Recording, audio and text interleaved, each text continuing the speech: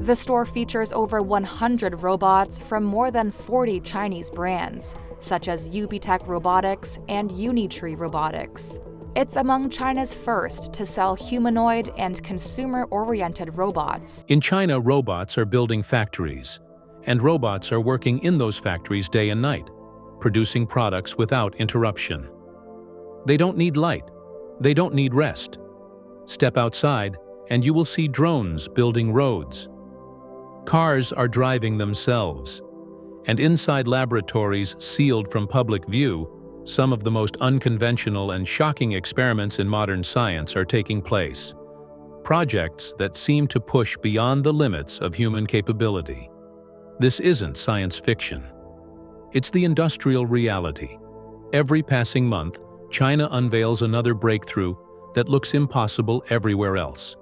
A self-driving car that swims, a supercar that dances, a train that flies faster than a jet, and humanoid robots that mimic emotion so convincingly you would mistake them for people.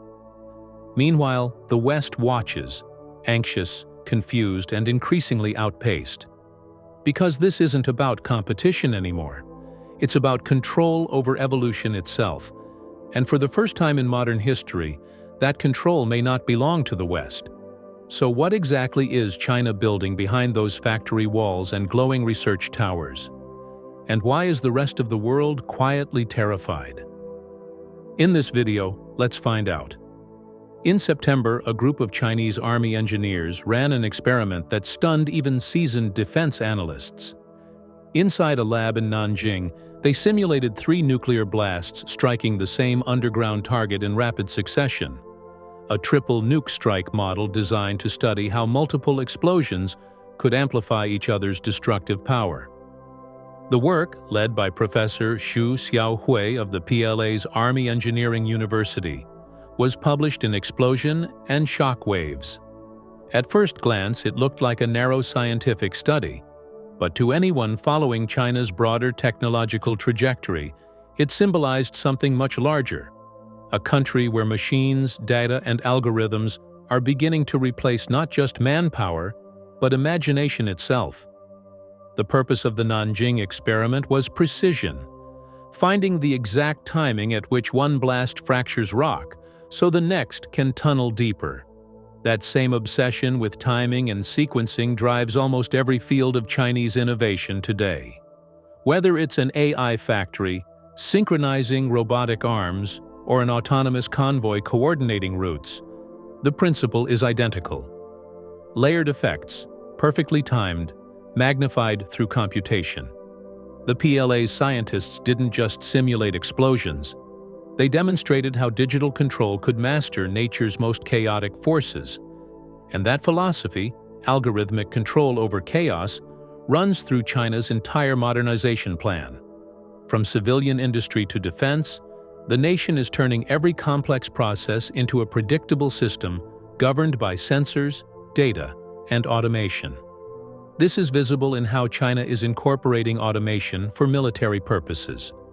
When Western militaries talk about modernization, they speak of new platforms, stealth jets, hypersonic missiles, or updated tanks. China's concept, intelligentized warfare, goes deeper. It's about unifying those systems under an automated nervous system. The same simulation codes that calculate nuclear shock waves can optimize missile trajectories, assess enemy defenses, and assign robotic units their roles. This is why the triple nuke test matters. It's a prototype for how China fights, through precise, data-driven coordination rather than raw volume. A future strike may not involve nuclear weapons at all. It could involve hundreds of autonomous drones, missiles, and electronic decoys acting in the same orchestrated sequence that Xu's lab tested in miniature. The scientific principle becomes a doctrine. That doctrine was born in China's factories long before it reached the battlefield. Over the past decade, industrial automation has transformed production lines into living networks of machines. Robots build cars, inspect welds, and assemble circuit boards with almost no human intervention.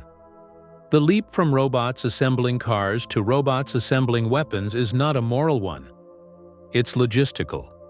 Each factory that perfects machine coordination strengthens the defense sector's capacity for rapid manufacturing.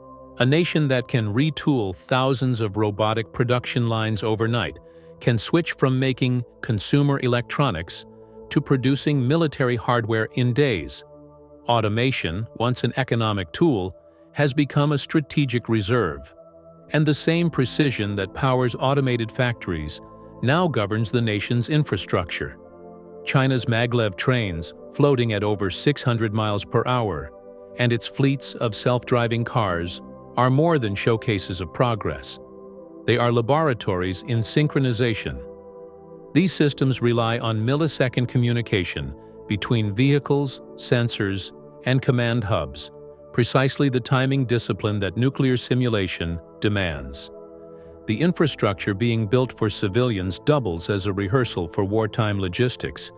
AI-routed freight trains, autonomous trucks, and drone corridors that can pivot from commercial supply to military mobility. The entire national transport grid is evolving into a responsive organism capable of rerouting itself during a crisis, ensuring that in war or disaster, China's logistics keep moving even when people cannot.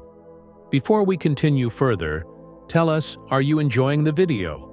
If yes, please like and share the video and subscribe to our channel to watch more videos on the latest news stories on geopolitics, economics, and current affairs impacting your lives. The level of orchestration which China wants requires data, vast, real-time streams of it. Here, China's surveillance architecture provides the connective tissue. Hundreds of millions of cameras, biometric scanners, and networked sensors feed into centralized AI systems capable of tracking behavior, predicting movement, and managing flow. Western critics see an Orwellian project. Chinese planners see situational awareness on a continental scale. In the context of national defense, this data ocean is invaluable. It allows simulations, not just of explosions but of entire societies. When you can model civilian movement, energy usage, and transportation patterns, you can stress test your own systems for resilience and anticipate how an adversary might behave under pressure. The Skynet network that manages city life doubles as an early warning system of a military state run by algorithms. But for such a machine-centric civilization to endure, it needs minds fluent in code and physics rather than ideology. That's why Beijing has embedded AI education into early schooling. Children as young as 6 now take mandatory robotics and machine learning courses. The next generation of officers, engineers, and planners will not think of AI as a tool. They will think of it as an extension of themselves. Now, every civilian breakthrough has military potential. The drones that deliver meals across rural China rely on navigation software that can be weaponized. The robot dogs that entertain crowds at sporting events already serve as reconnaissance units. This seamless exchange between civilian and military applications is no accident. It is institutionalized under the military-civil fusion policy, ensuring that no innovation remains isolated. Xu Xiaohui's laboratory benefits from this structure. Its high-speed sensors and materials modeling came from industrial R&D centers, while its data analysis frameworks originated in civilian AI labs. In turn, its findings feed back into the civilian economy through better seismic modeling, mining safety, and construction engineering. The cycle is self-sustaining and self-accelerating. What makes this integration unsettling for rivals is not ideology, but efficiency. Western systems separate academia, industry, and defense with layers of bureaucracy. China merges them. A discovery in one corner immediately informs production in another. Costs fall, iteration speeds up, and deployment scales exponentially. That's the same logic that underpins its nuclear simulation. Why test in the desert when you can test in a database? By simulating reality rather than destroying it, China saves time, money, and international backlash. And the technology perfected in virtual space can be built in the real world whenever needed. For Western nations, especially the United States, this represents a reversal of roles. For a century, the West dictated the terms of technological modernity. Now it faces a rival that not only matches its pace, but does so without the internal paralysis of democratic negotiation. The anxiety stems from an uncomfortable recognition. The future can be built faster by systems that don't pause for consensus. The triple nuke experiment encapsulates that anxiety. It shows that China is willing to push the boundaries of simulation, automation, and weapon design within legal gray zones. Each success erodes the West's confidence in its own deterrence doctrines and raises doubts about whether its older, slower innovation model can survive a race defined by speed. Now, beneath all these layers lies a deeper shift. China is redefining the relationship between humans and machines. In the Western narrative, automation threatens employment and autonomy. In the Chinese model, it extends national will.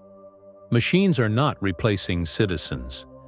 They are serving as multipliers of collective purpose. That philosophical difference explains why Beijing invests so heavily in both robotics and governance algorithms. It envisions a future where order itself is mechanized. The Nanjing Lab, therefore, is less about nuclear destruction than about a worldview, one where problems once left to uncertainty can be conquered through precision, iteration, and integration.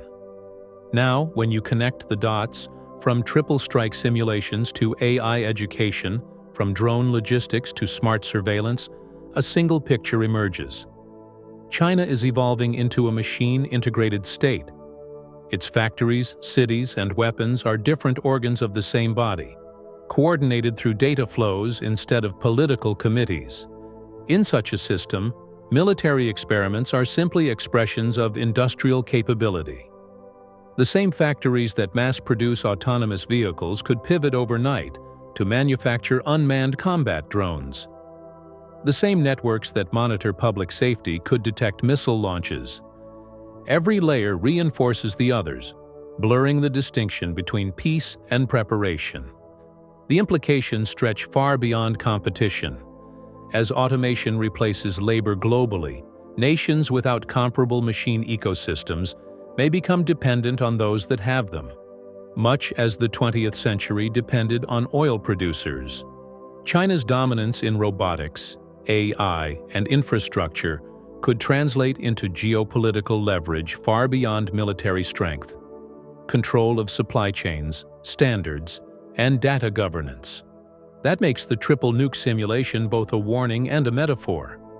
The first blast breaks the old structure of global industry. The second penetrates the world's defense assumptions, and the third collapses the illusion that progress belongs exclusively to the West. Do you think China is quietly creating the blueprint for a world run by machines? What happens when robots start managing factories faster than humans can even think? In the comments section, share your thoughts on whether the United States can resist China's rise, which is powered by robots, AI, and machines, which work day and night and never get tired. Do you want to watch more videos like this one? If yes, subscribe to our channel and press the bell icon next to it. We bring the latest news stories on geopolitics, economics, the changing world order, and current affairs, things you need to stay informed. Thanks for watching, and until the next video, stay tuned.